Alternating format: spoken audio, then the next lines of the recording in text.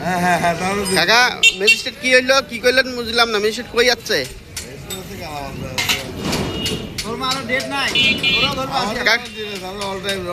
কাকা পিএস কত দিচ্ছেন কন? 40 টাকা মাত্র 40। দেন 1 কেজি দেন।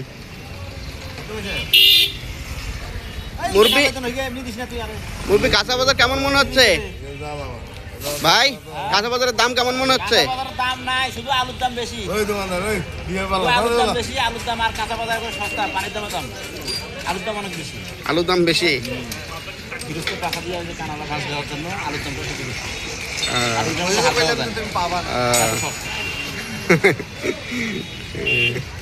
মন খারাপ নাই তো নাকি?